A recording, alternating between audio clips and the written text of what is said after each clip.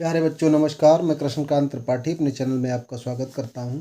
कक्षा 10 गणित के क्रैश कोर्स में आज देखेंगे चैप्टर 2। तो हमारे सिलेबस में इस बार नहीं है। 2 चरों वाले रैखिक समीकरण से जो क्वेश्चंस आते हैं उनके बारे में देखेंगे। सबसे पहला है पी के किन मानों के लिए निम्न समीकरण युग्म का एक अद्वितीय हल है। ऐसे आपको एक समीकरण युग्म मतलब एक समीकरण का जोड़ा दिया जाएगा, तो उसमें 3 कंडीशन होती हैं, एक अद्वितीय हल की, एक अपरिमित हल की या अनंत हल की, और कोई हल नहीं की।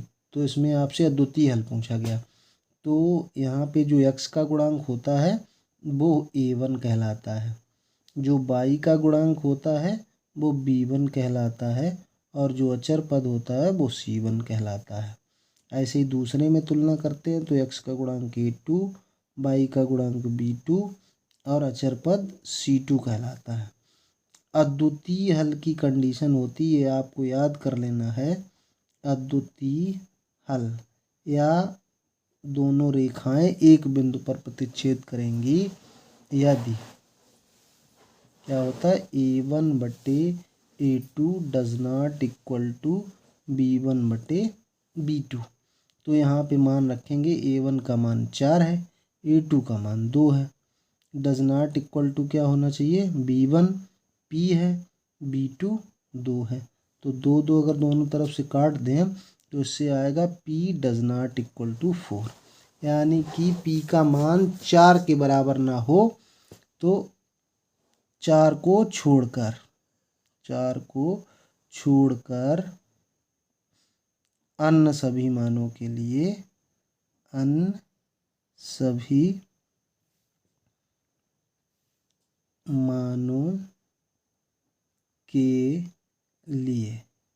क्या होगा, एक अद्वितीय समीकरण युग्म का एक अद्वितीय हल होगा।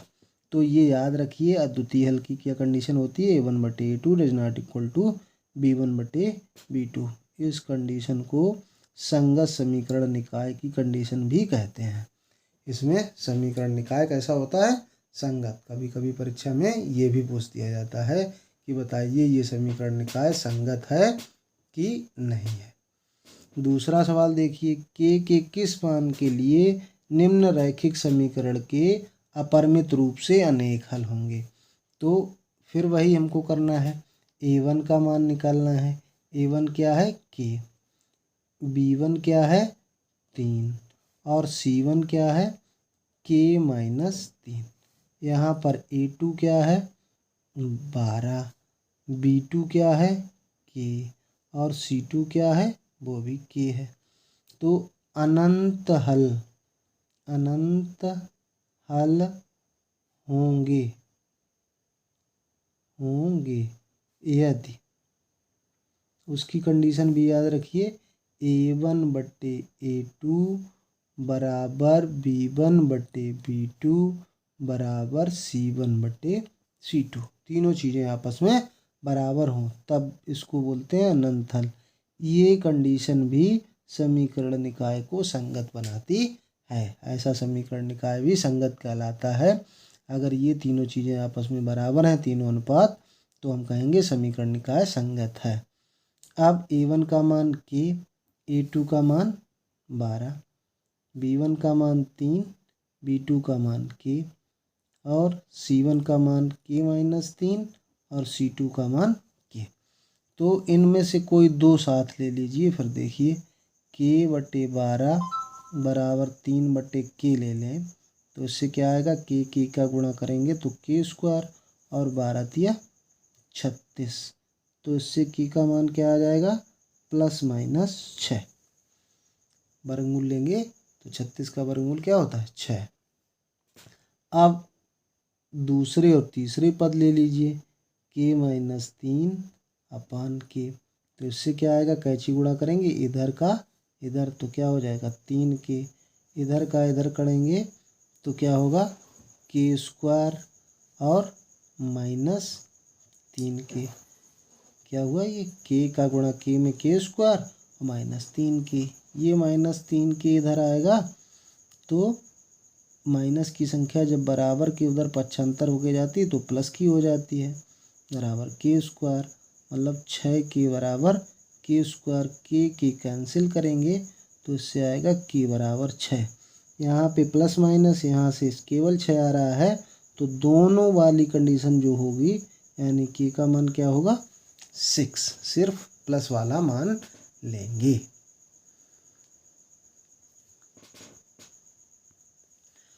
अगला सवाल है हमारा, लेमडा के किस मान के लिए रैखिक समीकरण युग्म, ये युग्म दिया है, का कोई हल नहीं होगा।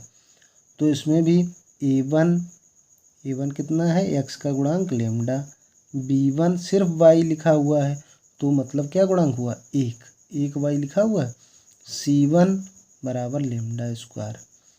अब यहाँ दूसरे समीकरण में देखें a2 तो x का गुणांक क्या है 1, b2 लेमडा, c2 बराबर 1। कोई हल नहीं होगा, कोई हल नहीं होगा, तो क्या कंडीशन होती है a1 बटे a2 बराबर होता है b1 बटे b2 और डज नॉट इक्वल टू होता है c1 बटे c2। अगर कोई समीकरण निकाय में ये कंडीशन आती है तो उस समीकरण निकाय को असंगत कहते हैं। क्या कहते हैं असंगत। तो ये तीनों कंडीशन आपको याद रखनी है, इससे सवाल पूछ लिया जाता।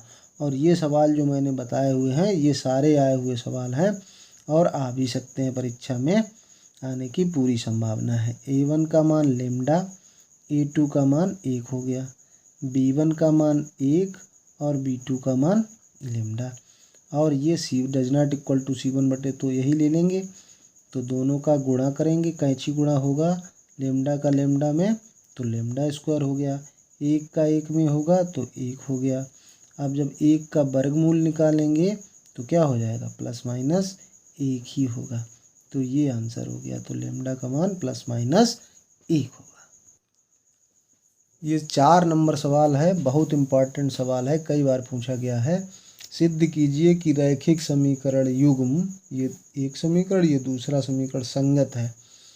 तो पहले तो हमको देखना है a1 b1 c1 a2 b2 c2 के मान लिखने हैं।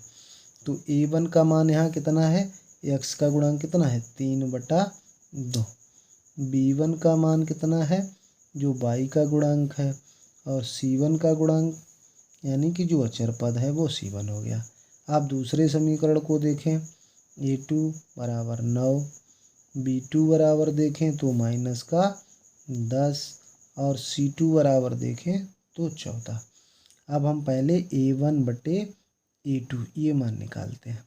तो 3/2 और उसके बटा में 9 आएगा तो यहाँ 9 हो जाएगा, 3 एकम 3 3 तिया 9, मतलब कितना आएगा 1/3 दूनी 6 हो गया। अब हम निकाल लेते हैं b1 बटे b2 का मान। b1 का मान 5/2 और इसके बटा में -10 आएगा, 5 से काटेंगे 5 दूना 10, 5 एकम 5, ऊपर 1 रहेगा नीचे -4 आ गया। तो हमने देखा कि a1 बटे a2 और b1 बटे b2 बराबर ही नहीं है। तो अभी हमने जो पहले सवाल में बताई वही कंडीशन तो आ गई अद्वितीय हल वाली, और उसमें हमने आपको बताया था कि ऐसा समीकरण निकाय संगत कहलाता है। तो ये क्या हो गया समीकरण निकाय संगत है। अब इसको आपको बीजगुणन विधि से हल करना है। तो क्या करते हैं बीजगुणन विधि में पहले इसको ऐसे लिख लेते हैं, +5/2y बराबर 7 लिखा हुआ है। दूसरा समीकरण क्या था 9x माइनस 10y बराबर 14 लिखा हुआ है। अब यहाँ पे लिख देंगे वज्र गुणन विधि से इसको हल करना है हमको। तो वज्र गुणन विधि से क्या लिखना है, पहले x लिख लीजिए फिर y लिख लीजिए, अगर ये अचर पद इधर दिए गए हैं तो 1 लिखिए और बराबर में लिखे हुए हैं तो -1 लिखिए बस। अब x जब लिखेंगे तो x के नीचे क्या देखेंगे कि x वाले पद हमको छोड़ देने हैं और ऊपर से y वाले पद का गुणा अचर पद में करना है। तो 5/2 का गुणा करना है 14 में, तो 2 से कट जाएगा 14, 7, तो कितना आएगा 5 सत्ते 35। बीच में ऋण लगा देना है। फिर इस संख्या का इधर गुणा करना है। 10 का गुणा 7 में करेंगे तो 70 हो जाएगा, लेकिन माइनस का 10 है तो -70, तो ये आ गया प्लस का। फिर यहाँ बराबर लगा देना। फिर बाई के पास आना है तो बाई के पद ऊपर नीचे छोड़ देने। फिर ये अचर पद मिलेगा आपको, इसका गुणा किस में करना है, एक्स वाले पद में। 9 का गुणा 7 में, 9 सत्ते 63, फिर बीच में माइनस लगा देना है। फिर 3/2 का गुणा 14 में अभी किया था, 3/2 का गुणा जैसे 14 में करेंगे फिर 2 से कटेगा, तो 7 या 21 आएगा। फिर बीच में बराबर लगा देना है, -1। अब इसको छोड़ देंगे, फिर कहाँ आ जाएंगे, यहाँ पे। तो इसका गुणा इधर करना बाई वाले में, तो 3/2 का गुणा जब हम करेंगे -10 में, तो 2 पंचे 10 होगा, 5 तिया 15, माइनस का 15 हो गया। फिर माइनस लगा देना है। फिर इसका गुणा इधर करना है, तो ये देखो 5 2 से कटेगा नहीं, तो 5 ने 45/2 हो गया। अब इसको सॉल्व कर लेते हैं। x 70 30 100 105 हो गया। 22 तिया 63 होता है, यानी कि 42 हो गया। -1/15 दूनी 30, 30 और 45 कितना हो गया, 75/2। अब क्या करेंगे, एक एक पद ले लेंगे। प्रथम व तृतीय पद से x/105 बराबर -1/-75/2, माइनस माइनस खत्म। x का मान निकालेंगे तो कैसा गुणा होता है, ऐसे गुणा होता है बराबर के बाद। तो x का मान निकालेंगे तो 105 1 के साथ जाएगा, बटे 75, और इसके नीचे 2 है तो वो कहाँ पहुँच जाएगा, ऊपर। 15 से काटें, 15 सत्ते 105, 15 75, तो ये आया 7 दूनी 14/5। ये आ गया हमारा मान। अब इन पद को ले लें, द्वितीय व तृतीय पद से ले लिया, तो 22/42 बराबर -1/-75/2। यहाँ भी माइनस माइनस काट देंगे। 22 का मान निकालेंगे तो 42 ऊपर चला जाएगा, तो 42 ऊपर पहुँच गया, और 2 ऊपर पहुँच गया, नीचे 75। 3 से काटा, 25 तिया 75 और 14 तिया 42। ये कितना हो गया, 14 दूनी 28/25। ये हमारे मान आ गए, यानी कि x का मान आ गया हमारा 14/5 और y का मान आ गया 28/25। तो ये हो गया हमारा आंसर।